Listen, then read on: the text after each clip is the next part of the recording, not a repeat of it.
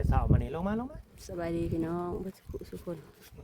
ลงมาเนาะแสดงความยินดีนำกันนี่ แสดงความยินดี ปลาเท่าใดเลยนี่ เท่าผัวก็ลงมาแดดอะไรเนาะเลยสบายดีลงแต่เฮือนแล้วว่าแดดดิเรียกสิพี่มานั่งพี่มานั่งแล้วก็มาชูใส่บ่แม่นยังดอกเวลาบ่าวลามาบัดมาน้องมานั่งมานอนอยู่นั่นนะบางทีก็นอนลงเลยได้นี่เหยียดแขนเหยียดขาไปปวดเอวเนี่ยไหมสบายดีอีกรอบหนึ่งนึงเลย สบายดี เลยนั่งจูกันแน่นั่งจีกันแน่ กินยังมาแล้ว เห็ดคือแพงกันแน่คือยังหอมก็ใหม่ปลามันสิมาแจ้งเรื่องงบที่ดินเด้อที่บาลามาแจ้งเมื่อก่อนนี่ว่าเรือ5,000 บาทเนาะแต่เมื่อนี้ก็มีแบบผู้รักผู้ใหญ่เพิ่นก็สมทบเข้ามาอีกแล้วนะอีกเพิ่นสมทบเข้ามานี่จำนวนเงิน 2,500 บาทก็เหลือ 2,500 บาทพี่น้องเอ้ยก็สิเหลือ เจ้าปัญหา 2,500 ในใดทั้งหมดยังเหลือ6,000คันทำบ่ไหลตัวนั้นนะ เอ้าต้องไล่แล้วบอกว่าเราต้องใส่ คันไหลก็สิยังเหลืออยู่ 3,500 เพราะว่าเราต้องใส่เด้ฉันเขาจะเอาจกตัวได้มาใส่เสียบัด ก็ใจอยู่จะน้อย FC แบบบางคนเพิ่นก็สิบ่พอใจนะเพิ่นเขาก็แจ้งมาตรงนี้แหละก็คือแบบค่าเช่นประทับตรงทับตาพอบ้านหั่นละ1,000กันในกรณีแบบว่า จังได้พอบ้านสิบ่เอาพอบ้านนี่ กัน นั่นเอาคือกัน นี่ก็ติด เฮงกระติกแต่ส่วนมากก็อยู่ไสก็เขาก็เอาคือกันหั่นแหละเขาต้องคิด แม่นเอา ว่าเอาหน่อยเอาลาย เอาลายอะไรก็บ่มีเลยเนาะ สิให้เจ้าของที่ดินเพิ่นจกใช้บาท สิเอากับพ่อเบาแตงไม้กับปู่นางแดงหั่นแหละกันว่าเพิ่นยังสมมุติว่าเฮาให้ไป1,000นั่นนี่นะยังบ่พอนี่ยังได้อีกนี่ว้ายมันบ่แม่นแล้วกันแนวนั้น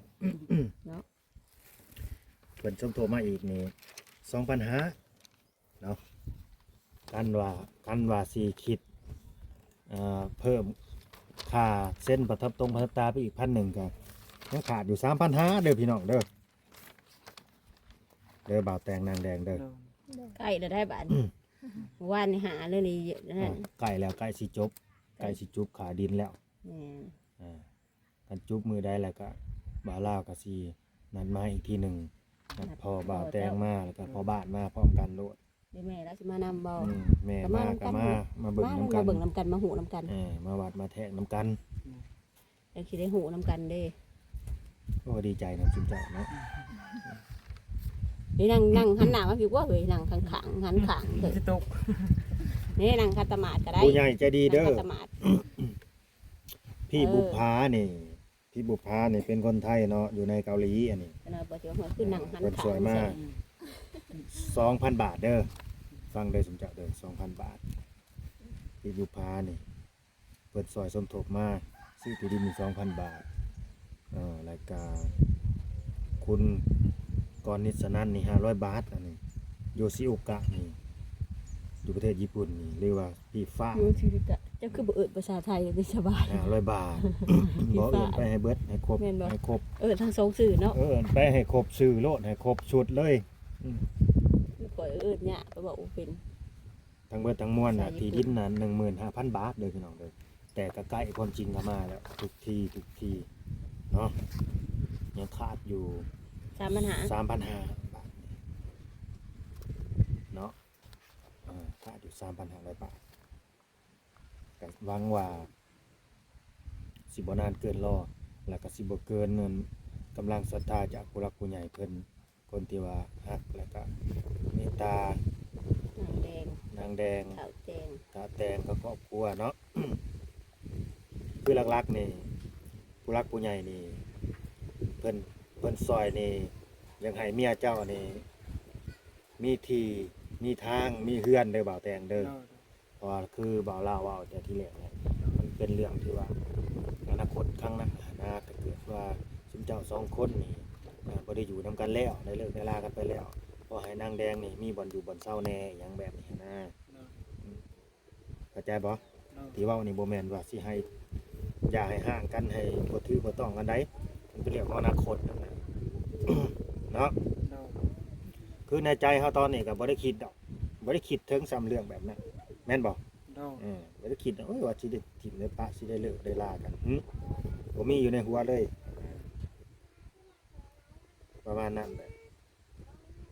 อันนี้ก็ขอบคุณผู้ใหญ่ใจดีเพิ่นเนาะพี่น้องเนาะที่ว่าเพิ่นได้เมตตาในการช่วยเหลือเนาะเพิ่นก็ซอยมาที่จริงเพิ่นบ่ได้รู้จักซุมเจ้านะแต่ว่าซอยอยากให้ได้ให้มีด้วยความแบบว่าสงสารนั่นแหละความสงสารก็แม่นแล้วก็มีน้ำใจก็แม่นเด้อเพิ่นมีน้ำใจอยากช่วยเหลือเพื่อนมนุษย์นํกันที่จริงบ่ได้รู้จักซุมเจ้าซ้ำบ่ได้แม่นพี่แม่นน้องบ่ได้แม่นลูกแม่นหลานหากอยากซอยให้นะพอเฮาซอยไปแล้วมันก็แบบเพิ่นก็สบายใจเพิ่นมีความสุขเพิ่นก็ได้บุญประมาณนี้ นั่นแหละคือบุญพี่น้องเอ้ยถ้าซอยไปแล้วมันก็เป็นความสบายใจเฮาเฮาได้ซอยเขาได้นะเฮาบ่คิดหยังหลายแล้วก็เป็นบุญละบาทนี่แต่บางคนซอยไปแล้วก็ยังมาคิดพะวงหน้าพะวงบาปสำหรับเนี่ยบ่ถูกทางใจเด้พี่น้องมันเป็นอย่างนั้นล่ะมันมีหลายกรณีใดคือซุมเจ้าคือกันเพิ่นซอยมาแล้วก็อย่าเฮ็ดให้ซุมเพิ่นผิดหวังเด้อให้สมกับที่เพิ่นเมตตาสงสารเฮาหั่นแหละด้วยความว่าความดีความซื่อสัตย์นะแบบอยากได้อยากมีถ้าว่าใครเคยเฮ็ดหยังที่ว่าบ่ดีก็ให้เลิกเฮ็ดให้ปรับเปลี่ยนเจ้าของใหม่ให้สมกับที่เพิ่นเอ็นดูเมตตาเฮาหั่นแหละจะนำบัดซอยไปแล้วได้ไปแล้วบัดออกเหลี่ยมออกลายแล้วบ่ได้เบาแต่งเด้อมาออกเหลี่ยมออกลายให้บ่าวลาวเห็นบ่ได้เด้ FC เพิ่นก็บ่มักคือกัน เห็นบ่มันมีได้กรณีเคสแบบนี้แบบเพิ่นซอยไปแล้วได้ทุกสิ่งทุกอย่างแล้วไปออกเหลี่ยมออกลายเลยมาแล้วผู้ใหญ่ใจดีน่ะทวงคืนเบิด ของที่ซอยไปน่ะนี่ก็มีได้ซุมเจ้าก็ให้ระวังตรงนี้เดินทางเด้ มันบ่เป็นคือเพิ่นเฮ็ด มันบ่เป็นคือที่เพิ่นคิดไว้ จากหน้ามือเป็นหลังมือแบบนี้เด้ มันเป็นแนวนั้นก็มีในกรณีว่ากับคนเฮามันบ่คือกันได้จิตใจบางคนมันถ้าเพิ่นซอยไปแล้วเพิ่นก็เพิ่นก็บ่คิดหยังแล้วให้ก็คือให้จะสิไปเฮ็ดหยังก็เรื่องของเจ้าไปนี่ทำไปแล้วคือสบายใจให้นะแบบนี้ก็มีได้คนน่ะมันมีหลายรูปแบบ คือผู้ใหญ่ใจดีนี่บางคนนี่เด้อที่เพิ่นซอยมาแบบเพิ่นให้บ่าวลาวเป็นสะพานบุญให้นี่คือบ่าวลาวนี่คือเพิ่นจุดประสงค์เพิ่นนี่ให้ซอยแบบนี้หรือว่าซื้อนั่นซื้อนี่ก็มาให้มันบ่าวลาวบ่เอาไปเฮ็ดอย่างอื่นเพราะว่าอย่างแบบนี้เขามีแล้วคือสมมุติว่าเสื้อผ้าหน้าแพรที่ที่นอนนี่มีแล้วเขาว่าเอ้าแล้วแต่จะทำยังไงก็ทำไปเพราะคิดว่าช่วยไปแล้วก็คือช่วยเพิ่นว่าในนี้แล้วได้ผู้ใหญ่ใจดีนะบ่ได้คิดน้อยคิดใหญ่อีกบาทแต่บางคนบ่ได้ได้ คนซื้อตัวนี้ต้องตัวนี้ คันให้ซื้อตัวนี้เฮ็ดตัวนี้ต้องเฮ็ดตัวนี้ ไปเฮ็ดอย่างอื่นผิดอีก คันไปเฮ็ดอย่างอื่นแล้วผิดใจเพิ่นได้ผู้ใหญ่ใจดีบางคนนี่ก็มันเป็นจังซี่พี่น้องเอ้ยอันนี้บ่าวลาวเนี่ยเคยเจอกับเจ้าของมาแล้วก็เพิ่นหายแล้วเพิ่นไปบักใหญ่โลดได้เพิ่นบ่ได้ซ้ออีกบาทนี้นะเพิ่นไปทางใหม่โลด ถึกใจเนาะ บ่ถูกใจแล้วเพิ่นไปทางใหม่เลย ผิดใจยัง เพิ่นฮอดบ่ทักฮอดบ่คุยนำอีกเพิ่นบ่สนใจอีกเอ้าเพิ่นฮอดบ่เบิ่งซะนะ เห็นกระเลือนหนี้เลยบ่ เห็นกระเลื่อนหนี ผ่าน ปัดดีบ่ดีปิดการแจ้งเตือนไว้อีก เบื่ออีกเนาะ บ่อยากเบิ่งบ่อยากเห็นอีกนะแบบนี้อันนี้คือเฮาเอาความจริงมาเว้าสู่กันฟังพี่น้องเลยเนาะก็บ่ให้คิดหยังหลายเนาะเฮาก็ขอบคุณเนาะสำหรับผู้ใหญ่ใจดีทุกคนนั่นแหละที่ผ่านมาแล้วก็สิเข้ามาอีกนะผู้ที่เข้ามาแล้วกับผู้ที่กำลังสิเข้ามาแบบนั้นแหละขอบคุณเพิ่นล่วงหน้าแล้วก็ให้เพิ่นอยู่ดีมีแห้งเนาะสุขภาพเข้มแข็งแล้วก็ดีใจแหละที่เพิ่นไว้วางใจ เนื้อเสียใจนะเพราะว่าบ่าวลาวก็เป็นคนแบบว่าตรงไปตรงมาอยู่แล้วพี่น้องเอ้ยเนาะตรงไปตรงมาแล้วก็อ้อมค้อมบ่เป็นแล้วก็ตอแหลบ่เป็นอีกคือมีหยังเว้าตรงๆเลยหันนะเข้าใจบ่นางแดงบ่เป็นคนเว้าหวานได้บ่แม่นเว้าหวานบ่ได้เว้าม่วนเป็นคนเว้าแนวนี้อยู่หลังไม้ก็แบบนี้อยู่ในสื่อก็แบบนี้ เป็นอย่างสั้นเอาน่ะสิบ่คอยว่าม่วนว่าบ่หวานคือคนอื่นพี่น้องเอ้ยประมาณนี้เนาะ แม่นเลย แม่นว่าบ่หวาน บาง ว่าบ่หวานเด้ว่าบ่ม่วนอีก เจ้าว่าคอยว่าม่วนบ่นางเด้หึเขาว่าเสียงดังบ่บ่เพราะว่าเจ้อ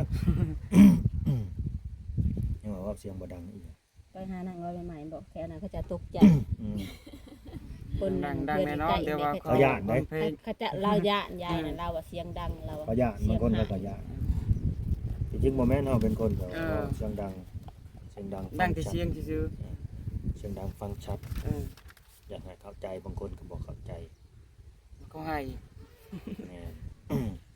ดีแล้วก็ว่าคนเสียงดังนะ เบิ่งน้องเด้อนางเงินเต็มเด้อ มันหยอกมันตื่น เหี่ยวบ่หรือว่าจังไดเป็นได้คือนางตะหมอบตั้งแต่หนาวบ่นางตะหมอบบัดมือเหน็บขาสะบัดนี่ แบบนี้แหละคือหนาว หนาวเลยแบบนี้นะ หอน ส่งขายาวมีอยู่บ่ มีอยู่ มีจักโต 3ตัว หากบ่ค่อยได้ใส่แมันบ่ หอน เวลาออกไปตัดลัก ไปตัดเสานี่ใส่อยู่บ่สูงขายาว บริษัทมันหนัก อ้าวบ่ใส่อีก เออ อืม ว่า เกือ จะ ตัดทรงตัดซื้อทำได้แล้วกูห่อเลยดิ บ่ย่านไม้ขูดแขนขูดขาติ พอแล้วตั้งใจไว้แล้วหลายคนมีตัวซอย อ่าก็แสดงว่าสูงขายาวนี่สิซอยแต่สิใส่แต่ไปเวียกไปงานเนาะ ดู ไปงานบุญงานดอง บุญงานดองแบบนี้ งานผีตายเดี๋ยวนี้เนาะก็ใส่แม่นบ่ อันนี้มือ ขัง มือ กับ ก็ เฮาผัดบ่ใส่ บุญอีก บุญหยังอีก บุญคนตายเลยเด้ บุญแจกบ่ เดี๋ยว ในบ้านนี่บ่ โอ้อยู่ตรงกว้าง เอาเขาคือฮอด พี่น้องบอก พี่น้องปะบ่ได้หมดไปหมด ไปนี่ไปเฮ็ดในใดไปเฮ็ดกินสวยเขาบ่ย่อเขาย่อน้ำบ่ บางทีก็ซอยแบบนั้น เมียก็ไปนํบ่ บ่มันอยู่ในบ้านนี่ไปได้ อืม พร้อมกันไปซอยหมู ต้องคนหนึงอยู่คนหนึงไปเด้ลูกน้อยนี่สิไปได้ไหน แล้วเอาเมียไปนํเอาลูกน้อยก็อุ้มไป ตะ เลย กี้นั้นไปได้บ่ได้ลูกนะพร้อมกันไป ไปนํกันเนาะ โดดไปซอยเขา แม่นแล้วเอาแบบ อยู่ในบ้านอยู่ในเมืองเด้ อืมก็ดีแล้วคันเขาฮอดเฮาเขาบ่ทิ่มบ่ปะ แม่ เขาบ่ลบบ่ลืมพี่น้องก็เด้อเวลามีเวียกมีงานก็ฮอดกันถึงกัน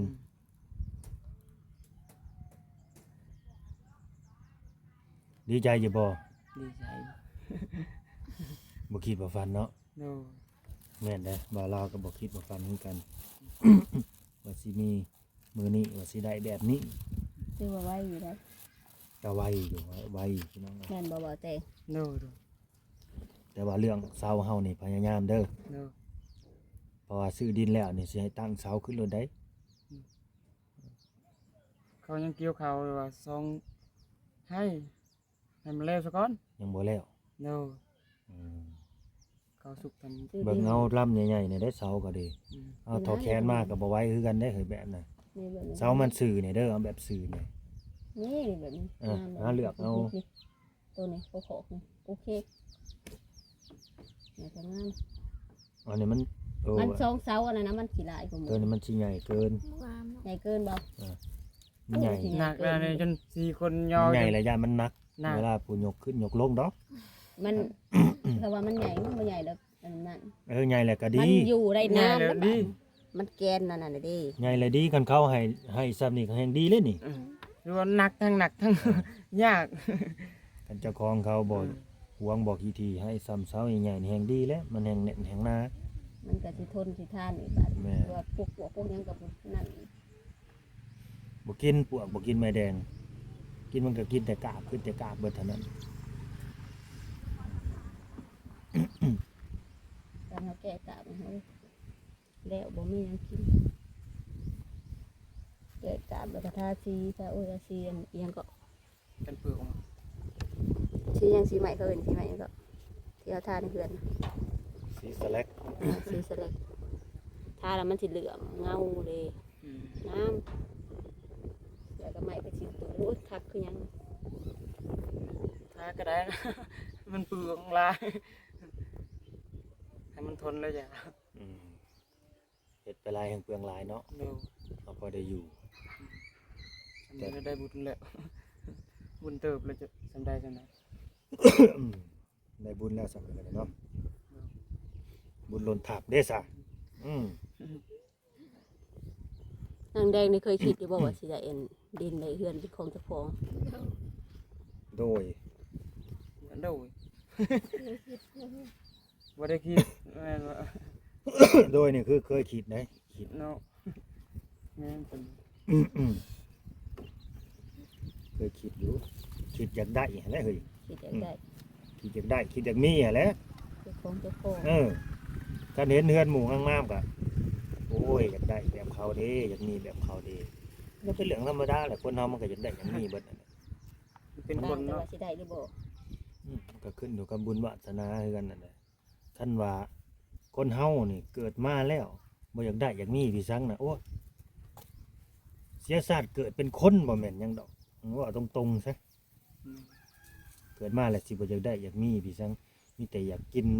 เด็กลิ้น กับอยากลิ้นนั่นนี่ ม่วนไปเลยเลย คันอยากกินอยากลิ้นเจ้าก็ต้องดุเจ้าก็ต้องขยันจังสิมีกินมีเลี้ยงได้แม่นแล้วบ่ เดี๋ยว ก็จะเจ้าสิไปขอหมู่บ่ไปอาศัยหมู่บ่สิบ่ให้เขาบ่นะมันก็ต้องอีกมุมหนึง ยังปกติเลยยังเขา เห็นว่าคนกินคนเล่นเขาก็ดุของเขาได้แบบดุหาได้ซะกันบ่หาก็บ่ได้กินบ่ได้เล่น มันบ่ได้กินหรอก จัก หาพอได้เล่นได้กิน กูมือนี่มันมีแนวหาแนวเฮ็ดนะยาก คนอยู่เขตบ้านน่ะบ่อึดแนวเฮ็ดได้ แถวบ้านนี่ อ้อยขึ้นอ้อย แถวบ้านนี่มันบ่ค่อยมีเวียกเนาะ เดี๋ยวคือเห็นนี่แหละ บ่ค่อยมีเวียก ที่แรก เขา เขา บ่ ถึง ค่อย แบบ จ้าง บ่ค่อยมีเงินมี นี่ คำ แล้วเขายามเขาเฮ็ดงานวิกนี่ได้เฮ็ดอยู่ จังยามใด เออ ปีหนึ่งได้เฮ็ดอยู่บ่วิกนี่ ปีหนึ่งนะเฮ็ดอยู่ เฮ็ดหยัง ปีละ2เทื่อ ใส่ปุ๋ยบ่ ใส่พุ้ยบางทีเสียหญ้าบางเทื่อไปอนามัยตามหลองตามกกมันละ โอ้เด้ออันงานวิกนี่ของไผ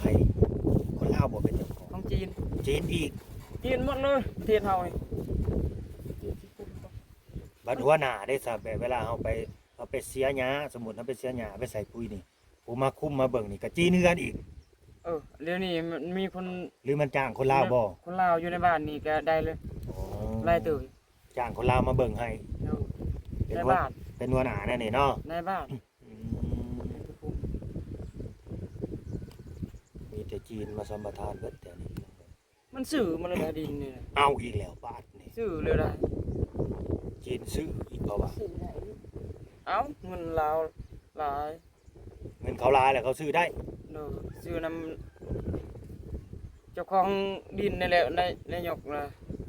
ผลซื้อน้ำนายหยกผู้บ่าวแต่งแห่งว่าเอาไปบาทนี่ เอ้า อย่าว่าเด้ออย่า ตะ ว่า กี้นั้นพวก อย่าว่าเอาไปโลๆเล่ๆได้อบ่าวแต่งบ่แม่นซื้อ เขาเศร้า เขาเศร้าดินเศร้าเด้อบ่แม่นซื้อดินเศร้าดินสัมปทาน จีนก็มาสัมปทานก็คือเศร้าหั่นแหละเขาสิกำหนดกันว่าจักปีเขาจังสิส่งคืนอหย่างประมาณนี้สมมุติว่าดินตอนนี้นี่จีนเขามาเศร้าบ่10 ปีบ่หรือว่า20 ปี20 ปีนะพี่น้องครบกำหนดแหละเขาก็ส่งคืน ตัวอันนี้เขาบ่ได้เสียภาษีเขาเอานะซุมเขาบ่ได้ แต่แม่ เสีย ละบ่ได้เสียภาษีก็คือแบบเป็นของรัฐ ของลาดได้ บ่เสีย เด้อเขาบ่ได้เสีย เพราะ เขา มัน มี จบ เงิน ดินประชาชนน่ะมันบ่แม่นดินประชาชนในดิน อ่า เป็นของรัฐค่ะเพราะเขาบ่ได้เสียภาษีนะ มันจบเนี่ยหั่นเด้ ทีนี้ก็รัฐบาลเฮาก็ให้จีนมาเซา อ่า 10 ปี20 ปีแบบนั้นเพราะมันพอเบิดอันสัญญาแล้วก็ เออ ก็เป็นของเฮาคือเก่าสิประมาณนี้ของรัฐนั่นเป็นของรัฐคือเก่ามันของเฮาดอก ของลาด แล้วก็ให้คนอื่นมาเซาต่อบัดนี้คันนั้นเด้ เป็นของรัฐแต่ว่า ดินแบบนี้เนาะคือสมมุติกรณีแบบประชาชนคือเฮานี่ หาอยากได้ซะดินตอนนี้ บ่ได้ เฮาสิไปซื้อต่อจากรัฐบ่หรือว่าไปวัดแท้เอาแนวนี้มันสิได้บ่เนาะ บ่ได้บ่ได้ บ่ได้ให้ได้ เนาะ ไปวัดแท้กันแล้วเฮาก็เสียภาษีเอาบัด ส่วนว่าหันดินเฮาเองนี่ก็เล่าชาวคือกันตัวนี้ก็ปีเท่าไหร่เขาให้อยู่ในบ้านนะ2บอนเขาเซาตอนนั้นเขาเซาได้ บ่ อันนี้เขาเอาซื่อๆตัวนี้บ่ได้ซื้อภาษีหลายเติบดูดิ อืม จะบ่เสียภาษีได้แล้วก็ บางคนดินลายนั้น10ล้านเจ้าสิเสียได้บ่ หรือบางทีก็ไปดินของประชาชนนี่ค่ะจะมีเงินเจ้าก็เสียย้อนหลัง เขาก็สิไล่มาเท่านั้นล้านเท่านี้ล้านนี่เจ้าบ่ได้เสียรายปีบัดนี้เขาก็คูณเข้าไป เสียย้อนหลังเอา เสียย้อนหลังถ้าเจ้าบ่มีก็คือก็จบ อืม เป็นของรัฐ เดี๋ยวบ่มีก็เป็นของรัฐ มันสิประมาณนี้ เอาหรือคือผู้ที่เขามีเงินเขาก็สามารถเสียเอาได้คือกันเด้ ก็ได้เสียย้อนหลังอันนี้เฮาบ่ได้เสียจักปีเขา แบบเขาอยากได้นะประมาณนั้นพี่น้องในดินอยู่ลาวนะคือสมมติว่าบ่าวแตงกับนางแดงซะนี่อยากได้ดินตอนนี้นี่ก็ให้ซุมเจ้าเสียเอายอดหลังนี่20ล้านกีบนี่ เป็นดินของเฮาอยู่แต่ว่าเฮาบ่ได้เสียภาษีรายปีเด้ ซุมเจ้าบ่มีเงินเสียนี่ คือข่อยมีเงินสมมุติข่อยไปเสนอเสียเอานี่ ก็ได้ ได้ได้ ได้ ได้ ได้ก็เป็นมันเคยเป็นดินของเฮาเด้แค่เฮาบ่ได้เสียภาษีรายปีเอาเสียย้อนหลังให้เสียย้อนหลังเอาบัดจักปี มอ่ะก็ตามนั่นแหละเนาะแสดงก็อันนี้คือเว้าสู่กันฟังเนาะว่า อยู่แถวบ้านบ่าวแตงนางแดงนี่มันบ่ค่อยมีเวียกเฮ็ดงานทำพี่น้องเอ้ยแบบเป็นหลักอะนะแบบมาเฮ็ดตลอดอะนะมันบ่ค่อยมีบ่คือแถวบ่าวลาวอยู่อันน่ะเขาสิมีให้เฮ็ดตลอดเลย เหล็กนะคน ตลอดหน้าแล้งหน้าฝนเขาสิมีให้เฮ็ดยิ่งตามว่าเจ้าสิดุซำใดแค่นั้นก็มีให้เฮ็ด ฉีดยาเนี่ยก็มีฉีดยาเนี่ยก็ยามฝนนี่ต้ง คือตอนนี้เด้ออยู่หั่นน่ะ งานเสียงอันนี้ ตอนนี้น่ะ ยาขยะดิ แม่นตอนนี้อยู่แถวบ่าวลาวน่ะ ขึ้นอ้อยตัด บ่ไปตัดอ้อยพันธุ์แล้วก็ไปปลูกอ้อย โอ้ หลังจากที่ปลูกอ้อยแล้วเนี่ยเขาก็ตัดอ้อยบาดนี้เขาตัดอ้อยเด้ตัดอ้อยปีน่ะอันนี้คือตัดอ้อยพันธุ์นี่ตัดอ้อยไปปลูกอันนั้น เขาก็ไปปลูกในบริษัท ตัดแล้วเขาก็ไปปลูกแล้วเขาก็ตัดอีกอันนี้ตัดเขาบริษัท คู่มือเนาะยัง คู่มือ บ่จาก ไปปลูกอันปลูก ตัดน้อยก็มัดละ1,300 1,400แหละเขาจ้างกันนะ ปลูกอ้อยขึ้นอ้อยก็ให้วันเท่าไหร่ก็ แล้วแต่เขาคิดเป็นตัน เออ นั่นปลูกเลย ปลูกอ้อยเขาก็ เรา ปลู เป็ ก น เขา จ้า ใส่รถเขา เขา ใส่ ก็ ร ไล่ ถ เป็นเฮกตาร์ เป็นฮิตา เขาเมาเอาปลูกอ้อยเขาเมา เนาะ เขาบ่ ใส่ ได้ รถบ่แม่นเฮาสิปลูกเอง เขาบ่ได้คิดเป็นรายวันเขาเมาตัว ไม่ นี้ พวกไปปลูกแล้วเธอแต่เขาใส่รถนะบ่ อ่า เอาอ้อยไป ฮิ ใส่ ตาร ถ หนึ่งเนี่ยรายตัวอยู่บ่สมมุติว่าเขาจ้างได้อยู่บ่4-5 แสนอยู่บ้านเฮา ประมาณนั้นแหละเฮกตาร์หนึ่งน่ะ ฮิตา 4-5 แสนพุ่นแหละ 4-5 แสนกีบ โอ้ 4-5 แสนกี่ ก็เอาแหละเนาะ เออ แบ่งกันมันก็ใกล้กว่าแถวนี่ตัว มันก็มีเงินแหละซ้ำน่ะมันก็มีเงินเก็บเงินใช้แหละอันนี้ที่สั่ง ปลูกวิกในชุดว่าเฮกตาร์หนึ่งอ่ะ4-5 แสนปีหนึ่งปีละ2เทื่อจะสิได้บ่เงิน จักคนบาทนี่ หมดบาทหมดมือของเวทนะ เออไปก็อยากไป พละ2มื้อก็แล้วเงิน4-5 แสนก็แบ่งกัน ไปก็ อยู่ อยา ยั ก ง ไปก็อยากไปเลยเนาะมัน เอ บ่ อ มีงานเด้ซะ ไปได้ก็ไปไปได้ก็ไปเดี๋ยวหมดอ่ะพละเฮกตาร์2เฮกตาร์สิคุ้มนะ เด้อโอเคพี่น้องเอ้ยเนาะก็ตามเลยเด้อสำหรับงบประมาณซื้อที่ดินเนาะให้นางแดงกับบาแตงเพิ่นนี่ยังขาดอยู่ 3,500 บาทพี่น้องเอ้ยสำหรับวันนี้ก็มีผู้ใหญ่ใจดีเพิ่นสมทบเข้ามานี่ก็ 2,500 เนาะพี่บุภา 2,000 บาท แล้วก็คุณกร แล้ว คุณกรนิดสมันนิดสนั่นไหมนิดสนั่น500อันนี้ก็ดีโยซิโอกะฟ้าญี่ปุ่นบาใจขอบคุณผู้ใหญ่ใจะดีเพิ่นเด้อสิได้จบคลิปได้มันยืดมันยาวเลยเนาะยกมือขึ้น ขอบคุณ ขอบคุณ พี่บุภา พี่ผู้พา และคุณกรนิดสนั่น คุณกรงิษนัน โยซิโอกะ ยูซิโอกะ พี่ฟ้า พี่ผ้า อยู่ประเทศญี่ปุ่น อยู่ที่ญี่ปุ่น ฝากเงินมา ฝากเงินมา สมทบ สมทบ ซื้อที่ดิน ซื้อที่ดิน เอาไปบัดนี้ให้เพิ่นเป็นหยังอวยพรให้เพิ่น ให้ ให้สุขภาพเข้มแข็ง ให้สุขภาพแข็งแรง อายุมันคนยืน ให้อายุมันขวัญยืน ขอให้ร่ำรวย ขอให้ร่ำให้รวยสาธุ ทั้งสองฐานเนาะ ญี่ปุ่น เบิดเท่านั้นบ่ บาลาว่าเพิ่น เวลาบ่พื้นและเอ้ยลาย โดย บาลายเอ้ยลายดีดีไม่แห้ง ให้อยู่ดีมีแห้ง ให้สุขภาพเข้ม ให้ แข็ สุขภาพ ง แข็งแรง อายุมันคนยืน ให้อายุมันขวัญยืน ขอให้ร่ำรวย ขอให้ร่ำให้รวยสา สา ธุ ธุสาธุอ้าว